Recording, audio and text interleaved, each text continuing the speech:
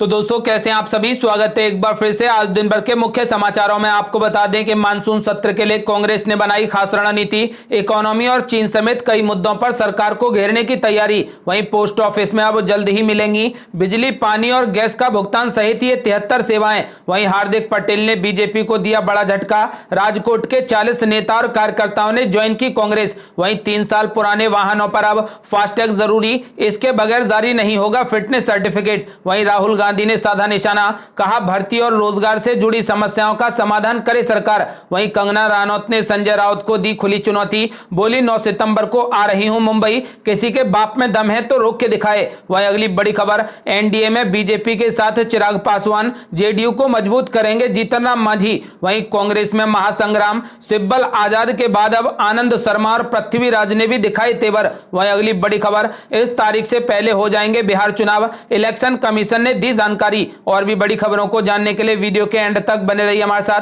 बस आपसे निवेदन है, कृपया वीडियो को लाइक कर दें, चैनल को सब्सक्राइब कर लें और घंटी बटन जरूर दबा दें। दरअसल दोस्तों आपको बता दें कि आज भारत में पिछले 24 घंटे में कोरोना वायरस के 83,341 नए मामले सामने आए, जिससे अब कुल मरीजों की संख्या बढ़कर 39,36,747 हो गई और पिछले 24 घंटे में ही 1,096 लोगों की मौत हो गई, जिससे अब कुल मृतकों की संख्या बढ़कर 68,472 हो गई। लेकिन अच्छी बात यह है कि अब तक 30,37,151 मरीज स्वस्थ हो गए। वह अगली बड़ी खबर, मानसून सत्र के लिए कांग्रेस ने बनाई खास रणनीति। इकोनॉमी और चीन समेत कई मुद्दों पर सरकार को घेरने की पूरी तैयारी। जी आपको बता दें कि कांग्रेस की संसद से जुड़ी रणनीति तय करने संबंधी समिति की गुरुवार को बैठक हुई, जिसमें आगामी मानसून सत्र में उठाए जाने वाले मुद्दों और सरकार को घेरने के लिए विपक्षी दलों को साथ लेने की रणनीति पर चर्चा की गई है। आपको बता दें कि सूत्रों के मुताबिक इस बैठक में यह सहमति बनी है कि जीडीपी विकास दर में करीब 24% की गिरावट, सीमा पर चीन के साथ गतिरोध, कोरोना संकट, प्रवासी श्रमिकों की समस्याएं, बेरोजगारी, नई शिक्षा नीति और कुछ अन्य मुद्दों पर सरकार से जवाब मांगा जाएगा।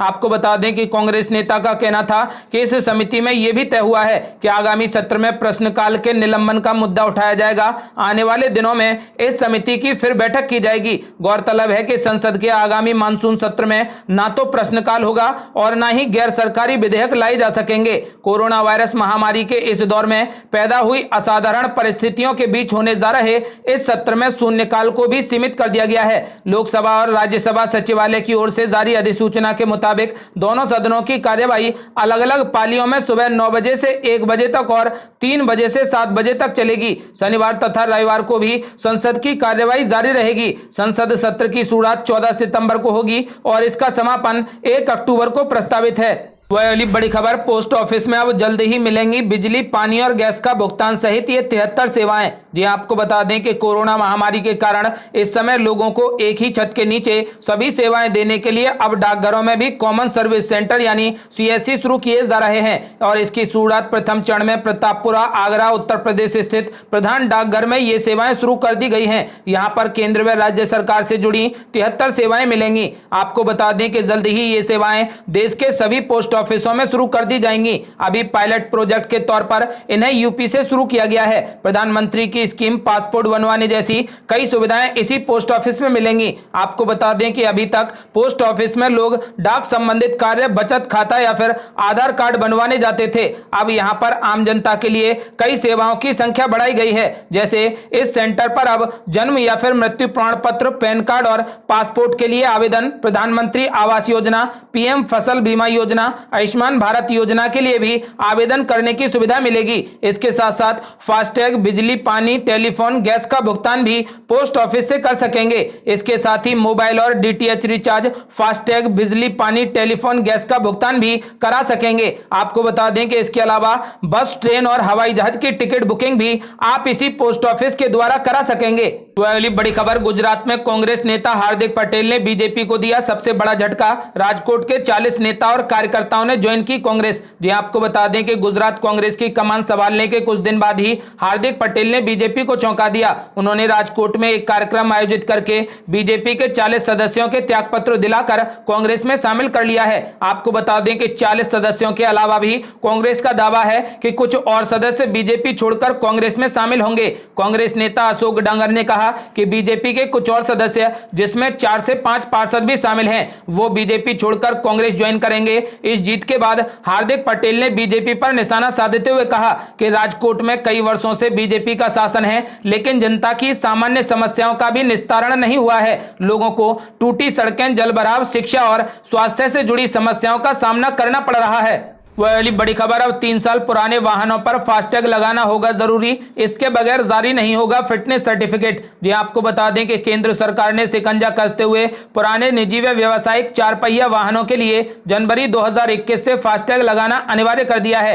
नए साल में पुराने वाहनों का फास्टैग के बगैर फिटनेस प्रमाण पत्र जारी नहीं किया जाएगा। इसके अलावा थर्ड पार्टी बीमा कराने के लिए भी फास्टैग अनिवार्य कर दिया गया है। इसके बगैर कार, ट्रक, बस का बीमा नहीं किया जा सकेगा। आपको बता दें कि फास्टैग सिस्टम को सरकार ने वाहन नामक सॉफ्टवेयर से जोड़ दिया है। इसमें वाहन का नंबर डालते ही वाहन मालिक का नाम, पंजीकरण प्रमाण पत्र, ड्राइविंग लाइसेंस की जानकारी आदि मोबाइल ऐप या फिर कंप्यूटर स्कैन पर नजर आएगी। सड़क परिवहन के विशेषज्ञ एसपी सिंह ने कहा कि वाहन चालक फास्टैग को लेकर फर्जीवाड़ा नहीं कर पाएंगे। टोल कर्मी, एनएचआई अधिकारी व चालक की मिलीभगत से होने वाली सालाना हजारों करोड़ की टैक्स की चोरी रुकेगी, साथ ही सरकार का राजस्व बढ़ेगा। वह अगली बड़ी खबर, राहुल गांधी और प्रियंका गांधी दोनों भाई बहनों ने मिलकर के सरकार पर साधा निशाना, कहा भर्ती और रोजगार से जुड़ी समस्याओं का तुरंत समाधान करे सरकार। जी आपको बता दें कि कांग्रेस के पूर्व अध्यक्ष राहुल गांधी ने बेरोजगारी की स्थिति और कर्मचारी चयन आयोग यानी एसएससी तथा कुछ अन्य परीक्षाओं के परिणाम में कथित विलंब को लेकर शुक्रवार को सरकार पर जोरदार निशाना साधा और कहा कि सरकार को युवाओं के रोजगार से जुड़ी इन समस्याओं का तुरंत समाधान करना चाहिए। इसी मुद्दे को लेकर कांग्रेस महासचिव प्रियंका गांधी वाड्रा ने भी सरकार पर जोरदार निशाना साधा। उन्होंने ट्वीट कर कहा कि 2017 की एसएससी सीजीएल की भर्तियों में अभी तक नियुक्ति नहीं हुई, 2018 की सीजीएल परीक्षा का परिणाम तक नहीं आया और 2019 की सीजीएल की परीक्षा ही नहीं हुई और 2020 की एसएससी सीजीएल की भर्तियां ही नहीं निकाली गई। प्रियंका गांधी ने दावा किया कि भर्ती निकले तो परीक्षा नहीं, परीक्षा हो तो परिणाम नहीं और परिणाम आ भी जाए तो नियुक्ति नहीं। नियुक्ति क्षेत्र में छटनी और सरकार में भर्तियों पर ताला लगने से युवाओं का भविष्य बर्बाद हो गया है, लेकिन सरकार सच पर पर्दा डालने के लिए विज्ञापन और भाषणों में झूठ परोस रही है। वह अगली बड़ी खबर, अभिनेत्री कंगना रनौत ने संजय राउत को दी खुली चुनौती, बोली 9 सितंबर को आ रही हूं मुंबई, किसी के बाप में दम है तो रोक के दिखाए। जी आपको बता दें कि कंगना रनौत ने इस बात का खुलासा किया है कि शिवसेना के नेता संजय राउत ने उन्हें मुंबई वापस नहीं लौटने की धमकी दी है। फिल्म अभिनेत्री कंगना रनौत इन दिनों सोशल मीडिया पर काफी सक्रिय हैं और अपने बेबाक बयानों के कारण चर्चा में है। कंगना रनौत और शिवसेना नेता संजय राउत के बीच छिड़ी जंग में अब कंगना ने एक बड़ा ऐलान कर दिया है।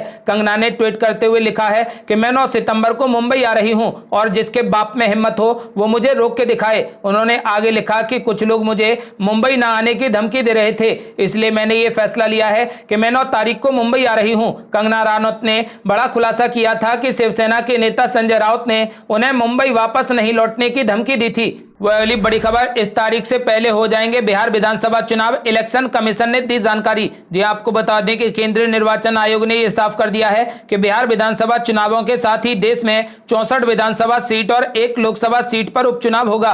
केंद्रीय चुनाव आयोग ने कहा है कि सही वक्त पर चुनाव की तारीखों का ऐलान कर दिया जाएगा। यह फैसला इसलिए लिया गया है क्योंकि एक साथ चुनाव होने से सीएपीएफ समेत अन्य कानून और व्यवस्था बलों के मूवमेंट में आसानी होगी। आपको बता दें कि बिहार की 243 सदस्यीय विधानसभा का कार्यकाल 29 नवंबर को खत्म हो जाएगा। ऐसे में अगर तय समय पर चुनाव होने वाले हैं तो फिर 29 नवंबर से पहले चुनाव करा लिए जाएंगे। आपको बता दें कि इससे पहले चुनाव आयोग ने बिहार विधानसभा चुनाव के प्रचार और मतदान प्रक्रिया के लिए गाइडलाइन भी जारी कर दी है, जिसमें महामारी को देखते हुए उम्मीदवार ऑनलाइन नामांकन दाखिल कर सकते हैं। भारतीय राजनीति के इतिहास में पहली बार उम्मीदवार जमानत राशि ऑनलाइन जमा कर सकते हैं। कंटेनमेंट जोन को ध्यान में रखते हुए एक बार में उम्मीदवार के साथ केवल 5 लोग ही कैंपेनिंग के लिए जाएंगे। आपको बता दें कि जनसभा या फिर रैली आयोजित करने की इजाजत केंद्रीय स्वास्थ्य मंत्रालय के गाइडलाइन को ध्यान में रखकर दी जाएगी। मतदान के दौरान बूथ पर mask, hand sanitiser, thermal scanner, gloves, face shield और पीपीई किट का इस्तेमाल अनिवार्य होगा। साथ ही मतदाता जो मतदान के लिए आएंगे उन्हें वोटिंग प्रक्रिया से पहले हैंड ग्लव्स प्रदान करना अनिवार्य होगा। इसके अलावा चुनाव आयोग द्वारा जारी दिशा निर्देशों के मुताबिक क्वारंटीन में रहने वाले कोविड-19 के मरीजों को मतदान के दिन अंतिम समय में मतदान करने की अनुमति दी जाएगी। वह अगली बड़ी खबर, कांग्रेस में महासंग्राम, कपिल सिब्बल, गुलाब नबी आजाद के बाद अब आनंद शर्मा और पृथ्वीराज चव्हाण ने भी दिखाए तेवर। जी आपको बता दें कि कांग्रेस नेता के खिलाफ मोर्चा खोलने वाले नेता पीछे हटने को बिल्कुल भी तैयार नहीं है। पत्र लिखने वाले नेता इस मुद्दे को ठंडे बस्ते में नहीं जाने देना चाहते। आपको बता दें कि सोनिया गांधी के आश्वासन के बाद भी असंतुष्ट नेता बारी बारी से सार्वजनिक तौर पर अपनी बात रख रहे हैं। सीडब्ल्यूसी में भले ही उन्हें विरोध झेलना पड़ा हो, लेकिन वह खुलकर कह रहे हैं कि उन्होंने पत्र लिखकर कोई भी गलती नहीं की। कपिल सिब्बल, गुलाब नबी आजाद के बाद अब आनंद शर्मा और पृथ्वीराज चव्हाण खुलकर मीडिया में अपनी बात रख रहे हैं। आनंद शर्मा ने तो यहां तक कहा कि अगर पार्टी में आत्ममंथन पर पत्र लिखना बगावत है तो हमने की है। शर्मा ने कहा कि सोनिया के स्वास्थ्य के प्रति हम संवेदनशील थे और 15 दिन का इंतजार किया था। 15 दिन के बाद पत्र भेजा गया। शर्मा के तेवरों से साफ है कि जब तक पत्र पर फैसला नहीं होता यह मुद्दा जिंदा रहेगा। वहीं महाराष्ट्र के पूर्व मुख्यमंत्री पृथ्वीराज चव्हाण ने पूर्णकालिक अध्यक्ष की फिर से मांग कर डाली। आपको बता दें कि उनका कहना है कि जब तक पूर्णकालिक अध्यक्ष नहीं होगा हम भाजपा को मात नहीं दे सकते। वह अगली बड़ी खबर, दिल्ली में रेलवे ट्रैक की झुग्गियों को क्या बचा पाएगी कांग्रेस। सुप्रीम कोर्ट ने कहा था कि राजनीतिक दखलंदाजी बर्दाश्त नहीं की जाएगी। आपको बता दें कि देश की राजधानी में रेलवे लाइन के आसपास बसी 48,000 झुग्गियों को हटाने के मामले को लेकर सुप्रीम कोर्ट के फैसले के खिलाफ दिल्ली कांग्रेस पुनर्विचार याचिका दाखिल करेगी। प्रदेश कांग्रेस याचिका के जरिए सुप्रीम कोर्ट से झुग्गी वालों को राहत देने की मांग करेगी। हालांकि सुप्रीम कोर्ट ने अपने कल के फैसले में जोर देते हुए कहा था कि रेलवे लाइन के आसपास अतिक्रमण हटाने के काम में किसी भी तरीके का राजनीतिक दबाव और दखलंदाजी बर्दाश्त नहीं की जाएगी। सुप्रीम कोर्ट ने अपने आदेश में यह भी कहा था कि रेलवे लाइन के आसपास अतिक्रमण के संबंध में यदि कोई भी अदालत अंतरिम आदेश जारी करती है तो वो भी प्रभावी नहीं होगा। दरअसल सुप्रीम कोर्ट ने 3 महीने के अंदर अंदर दिल्ली में 140 किलोमीटर लंबी रेल पटरियों के आसपास की लगभग 48,000 झुग्गी झोपड़ियों को हटाने का आदेश देते हुए निर्देश दिया था कि कोई भी अदालत झुग्गी झोपड़ियों को हटाने पर कोई भी स्टे न दे। सुप्रीम कोर्ट ने झुग्गी बस्ती हटाने के लिए चरणबद्ध तरीके से काम करने का निर्देश देते हुए 3 महीने की मियाद तय की है। वहीं रेलवे सुरक्षा जोन में सबसे पहले अतिक्रमण हटाने के आदेश दिए गए थे। आपको बता दें कि अब कांग्रेस सुप्रीम कोर्ट से झुग्गी वालों को राहत देने की मांग करेगी। वह अगली बड़ी खबर में जानेंगे मौसम का हाल। आपको बता दें कि अगले 24 घंटे के दौरान जम्मू कश्मीर, हिमाचल प्रदेश, उत्तराखंड, पूर्वी राजस्थान, पूर्वी मध्य प्रदेश, दक्षिणी छत्तीसगढ़, मध्य महाराष्ट्र, उत्तरी तेलंगाना, कर्नाटक, केरल और तमिलनाडु में कुछ स्थानों पर मध्यम से भारी बारिश होने की संभावना है। उपहिमालय पश्चिम बंगाल, सिक्किम, पूर्वोत्तर राज्यों में असम, अरुणाचल प्रदेश, मेघालय और नागालैंड में भी कुछ स्थानों पर अच्छी वर्षा हो सकती है। हरियाणा, दिल्ली, उत्तर प्रदेश, बिहार, झारखंड, पश्चिम बंगाल, विदर्भ और मराठवाड़ा में भी कहीं कहीं हल्की बारिश के साथ मध्यम वर्षा हो सकती है। आज के लिए बस इतना ही। आपसे निवेदन है कृपया वीडियो को लाइक करें, चैनल को सब्सक्राइब करें और घंटी बटन जरूर दबा दें। जल्दी मिलते हैं बड़ी अपडेट के साथ, तब तक के लिए धन्यवाद।